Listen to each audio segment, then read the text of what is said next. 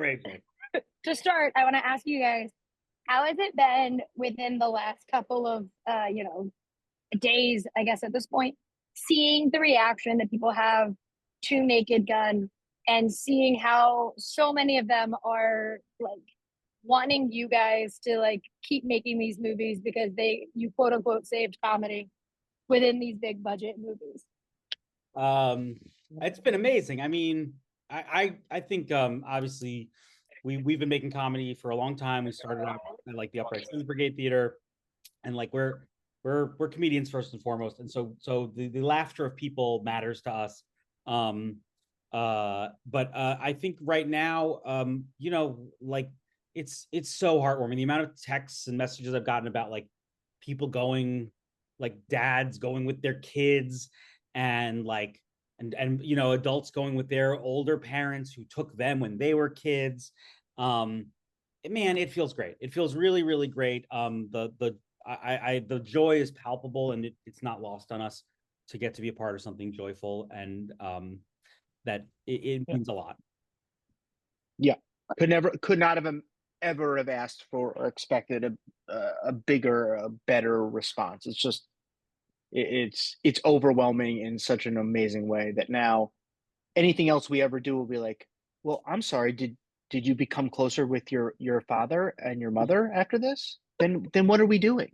Yeah. If this didn't bring you together, then why are we even making anything anymore? We're fixing families.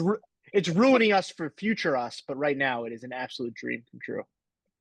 Well, and Doug, I believe it was you. My friends just went to a random ass screening in New York, and they're like, it's like a party in here. All these people are cheering, like, what's going on? And you were at the screening. Oh, it was me. I was there. Oh, it was you, Dan? I was like, it was like they were like, a writer for the movie is just here. Oh, that's amazing that they were there. Oh, that makes me so so happy. Random.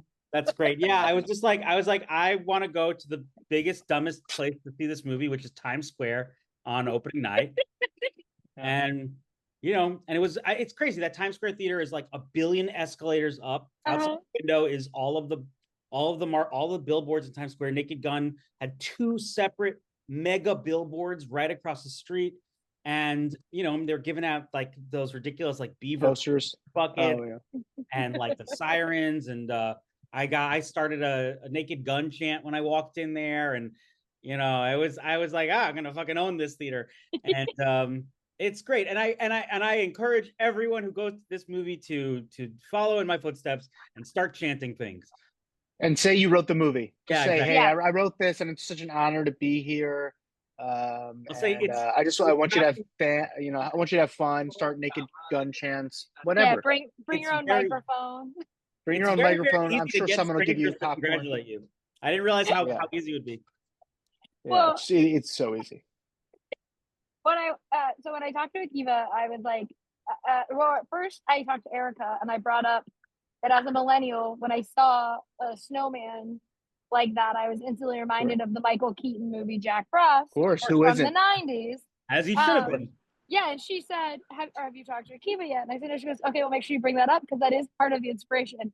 And I lost my mind because I was like, there's no way people think about this movie as much as I think about the movie Jack Frost. And so, it occupies our brains. Well, I was gonna say, how fun is it to do little nods like that, where it's like movies you're like, surely this isn't what I think it is, and it is 100% the reference that you guys were trying to make.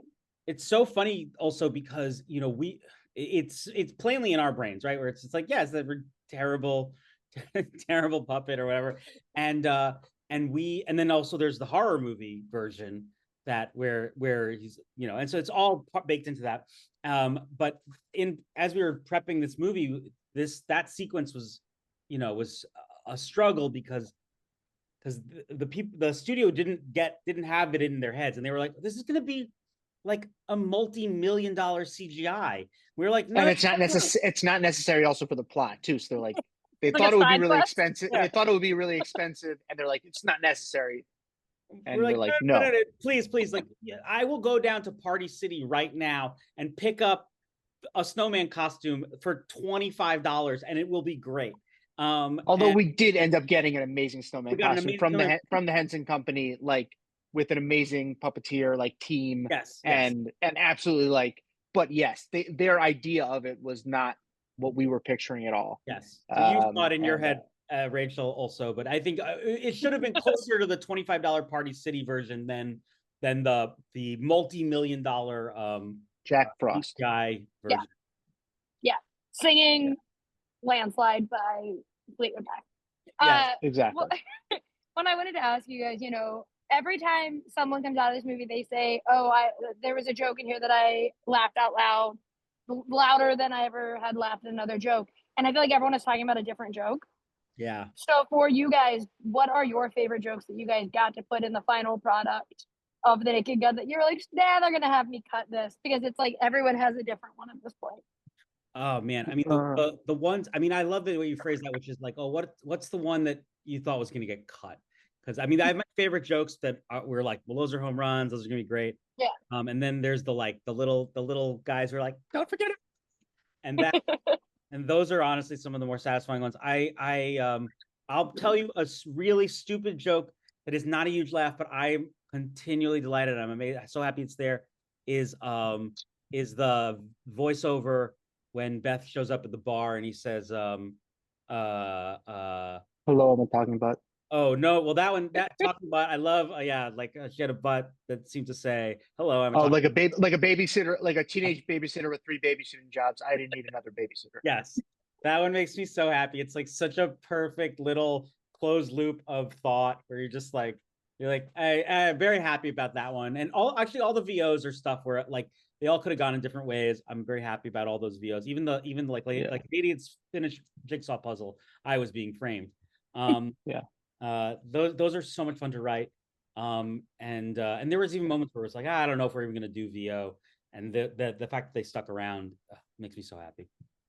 Yeah, I would say, I mean, there's so many of those jokes I love. I'm blown away still, and I brought this up a little bit, that the TiVo run is in the movie.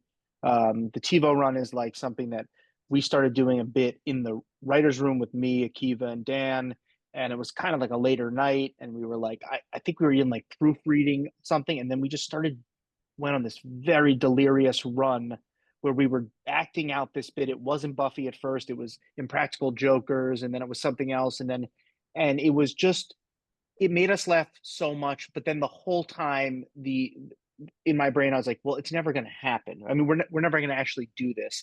And to Akiva's credit, every time I said that, he was like, why not? Why wouldn't we do it? Like, and the fact that it happened. Doug and I have been beaten down by this industry so long. We're just like, well, if we like it too much, they'll take it away from us. Yeah, exactly. That's how we protect our feelings and our little babies. We go, okay, don't even try. But that's one that, like, doesn't always kill everywhere. I think for some people it's something they love a lot.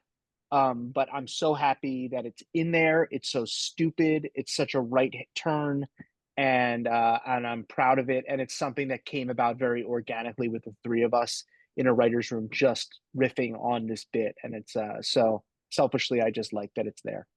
It's so niche. The more niche the joke, the more I'm shocked that it's still in there. And I'm shocked. I'm so pleased when people laugh at it and enjoy it, because for Buffy fans especially, like that, Seth Green saw this and he reached out to me about it, and I was like, Daniel Osborne, yeah, he's like, nothing makes me happier that we got the approval of someone from the actual cast.